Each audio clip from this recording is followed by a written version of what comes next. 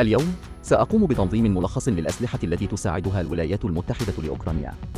في 6 مايو من هذا العام، صدرت التقارير الإخبارية ذات الصلة أن الولايات المتحدة بعد كندا ستساعد أوكرانيا على التوالي ب90 مدفعي هاوتزر وما يقرب من 190 مدفعية، بالإضافة إلى ذلك، في 9 مايو حسب التقارير الإخبارية ذات الصلة، يشتبه أوكرانيا في أن أغرقت فرقاطة بحرية روسية.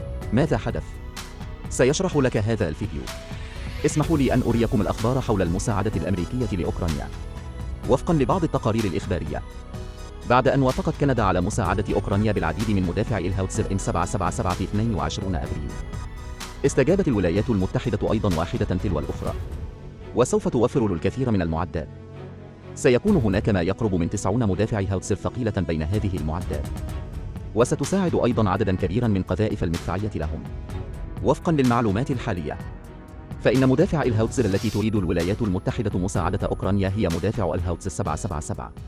هذا النوع من مدافع الهاوتزر مدفعي هاوتزر قطره 155 ملم، يتم تصنيعه من قبل قسم أنظمة القتال العالمية في أنظمة الطيران البريطانية، لكن هذا المدفع يعمل في الولايات المتحدة بأعداد كبيرة. طورت الولايات المتحدة أيضاً نموذجاً مشتقاً منه، يسمى هذا النموذج من مدافع الهاوتزر نقطة M777 يو، وبالمقارنة مع مدافع الهاوتزر M777 الأصلية، فقد تضاعف مداها تقريباً. كما قامت الولايات المتحدة أيضاً بتحسين مدافع الهاوتزر M777 في التصميم، مقارنة ب39 ضعف القطر للنموذج الأولي. M777 تعمل مدافع الهاوتزر M777 يو على تمديد البرميل، مما يجعل عياره يصل إلى 55 ضعف القطر.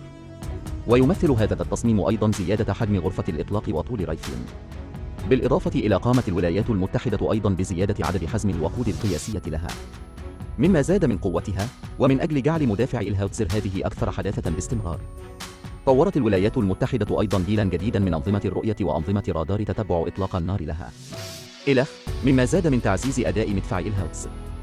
على الرغم من زيادة حجم الهاوتزر، ولكن هناك تحسينات كبيرة في المدى والدقة، بحيث وصل مداها الأقصى إلى 70 كيلومتراً. ستساعد الولايات المتحدة مجموعة من مدافعي الهاوتزر في أوكرانيا، ومن المحتمل جداً أن يتم تقديم هذا النوع من مدافعي الهاوتزر إلى أوكرانيا، مما سيعزز بشكل كبير من الفعالية القتالية للجيش الأوكراني. ومدافع الهاوتزر M777 وحدها، وفقاً للأخبار الحالية، ستدخل أوكرانيا فيما يقرب من 112 مدفعاً، وهذا العدد سيعزز بشكل كبير من الفعالية القتالية للجنود الأوكرانيين. وفي هذه الهاوتزر من طراز M777 البالغ عددها 112 مدفعاً، فإن معظمها مدعوم أيضاً من الولايات المتحدة، لذلك سيتم تحسينها بشكل كبير في الجودة والأداء. بالإضافة إلى ذلك، ستساعد الولايات المتحدة أيضاً قذائف المدفعية، والتي تكفي للجنود الأوكرانيين لاستخدامها لفترة طويلة. ووفقاً للمعلومات الحالية، من المحتمل أن تكون مدافع الهاوتزر الأربعة التي تساعدها كندا في أوكرانيا من مدافع الهاوتزر نقطة M777E2. تم الكشف عن أنه عندما تساعد كندا مدافع الهاوتزر M777 الأوكرانية، فإنها ستساعد مجموعة من قذائف السحب M982 إكسكاليبر. يتم إطلاق هذا النوع من القذائف بشكل رئيسي بواسطة مدافع الهاوتزر M777E2، مما سيعزز القوة القتالية للجيش الأوكراني. عند تصميم ذخيرة قذائف السحب 982 إكسكاليبر، تمت إضافة جهاز ضبط صمام تحريض مدفعي محسن إلى الجزء العلوي من القذيفة، وبعد الدخول في اتجاه الهدف، يمكن البحث بنشاط وقفل الهدف لتدميره. وقد عزز هذا من دقة مدافع الهاوتزر M777، إلى جانب مساعدة الدول المختلفة لأوكرانيا بالعديد من الأسلحة من هذا النوع، وهو ما يكفي لأوكرانيا لضرب العدو. حسناً، الأخبار حول مساعدة الولايات المتحدة لأوكرانيا موجودة هنا. دعنا نلقي نظرة على الأخبار حول غرق أوكرانيا في الفرقاطة البحرية الروسية. هذه الأخبار صدرت في 9 مايو من هذا العام، وهذا هو أيضاً بعد أن فقدت البحرية الروسية المدمرة موسكو، وهي المرة الثانية التي تتعرض فيها البحرية لضربة كبيرة. على الرغم من أن الأخبار لم يتم تأكيدها رسمياً بعد، إلا أن العديد من وسائل الإعلام الأوكرانية تلقت أخباراً قائلة إن الفرقاطة التي أغرقها الجيش الأوكراني هذه المرة هي الفرقاطة الأدميرال ماكاروف في أسطول البحر الأسود الروسي. ووفقاً لتقارير وسائل الإعلام الأوكرانية، فإن الفرقاطة الأدميرال ماكاروف تعرضت للهجوم أثناء إبحارها بالقرب من البحر على بعد حوالي 32 كيلومتراً من جزيرة سيناي.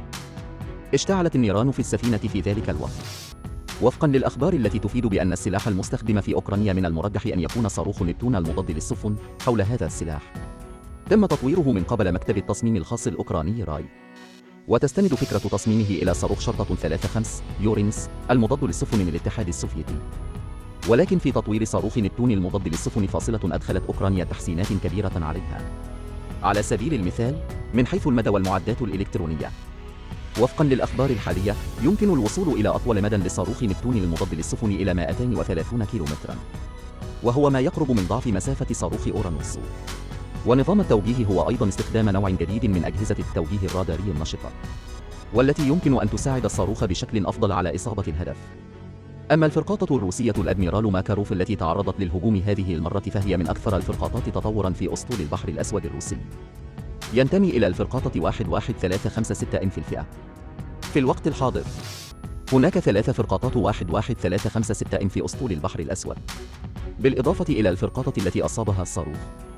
هناك سفينتان، الأدميرال غريغوروفيتش والأدميرال إيس. المعلمات الأساسية لهذه الفئة من السفن الحربية هي كما يلي، حيث تبلغ إزاحة حمولتها الكاملة 5100 طن، ويبلغ طولها الإجمالي 124.5 مترا وعرضها 15.2 مترا، وتصل سرعة الإبحار القصوى إلى 32 عقدة، ويمكن أن تستمر لأكثر من 4000 ميلا بحري. ومن حيث الأسلحة المجهزة، هذه الفئة من السفن الحربية مجهزة بصواريخ الدفاع الجوي، وصواريخ مضادة للسفن، وصواريخ كروز للهجوم البري. وما إلى ذلك، تم تجهيز الصاروخ المضاد للسفن بصواريخ 3M54 كلب وفاصلة 3M55 ونس. بالإضافة إلى تكوينات الأسلحة الرئيسية هذه، فإنه يحمل مدفعا بحريا من طراز إيه شرطة 190 عيار 100 ملم، ومجموعتين من أنظمة الدفاع القريب نقطة كاشتنان. على الرغم من أنها مجهزة بأنظمة الدفاع القريب، ولكنها الآن ضربت بصاروخ نبتون الأوكراني المضاد للسفن. يمكن ملاحظة أن أداء صاروخ نبتون الأوكراني المضاد للسفن قوي. الفرقاطات من نوع 11356 في أسطول البحر الأسود الروسي في الأصل لا يوجد الكثير. كانت فينية البحرية الروسية تقوم ببناء 6 سفن تخدم جميعا في أسطول البحر الأسود، ولكن أثناء البناء لاحقا لبعض الأسباب تضطر السفن الحربية الخلفية في البناء إلى الإلغاء، مع بعض الاستفسارات عن المعلومات لأن نظام الطاقة للفرقاطة تم بناؤه من قبل أوكرانيا.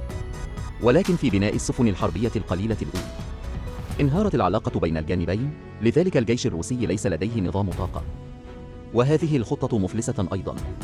لذلك وهي ضربة كبيرة أخرى للبحرية الروسية. خسرت البحرية الروسية مدمرة صواريخ موجهة موسكو من قبل. حسنا، هذا كل شيء بالنسبة للصاروخ الأوكراني الذي أصاب الفرقاطة البحرية الروسية. دعنا نلقي نظرة على المعلومات حول الهند. في 10 مايو من هذا العام ذكرت الأخبار ذات الصلة أن الجيش الهندي أطلق خطة بحث وتطوير لمركبة قتالية غير المأهولة. في هذه الخطة ستعتمد على دبابة أردون، ووفقا للتقارير فإن هذا النوع الجديد من المركبات القتالية غير المأهولة يستخدم بشكل أساسي لأداء مهام مثل الاستطلاع والمراقبة وتحديد المواقع المستهدفة وتسليم الإمدادات والإخلاء السريع. بالإضافة إلى ذلك، تأمل الهند أيضا أنه عند تصميم هذا النوع من المركبات القتالية غير المأهولة، فمن الأفضل تركيب ذراع ميكانيكي لها، والذي يمكن أن يسمح لهذا الذراع الميكانيكي بإزالة وكشف بعض المتفجرات. ومن حيث الأداء، وفقا لمتطلبات الهند، هذا النوع من المركبات القتالية غير المأهولة يحتاج إلى القدرة على العمل بشكل مستقل، الأمر الذي يتطلب استخدام المركبة في المناطق القاسية مثل الصحاري والسهول والارتفاعات العالية. ومع ذلك، فيما يتعلق بالخطة الخاصة بهذا النوع الجديد من مركبة قتالية غير المأهولة، متى ستبدأ الهند؟ متى ستعمل؟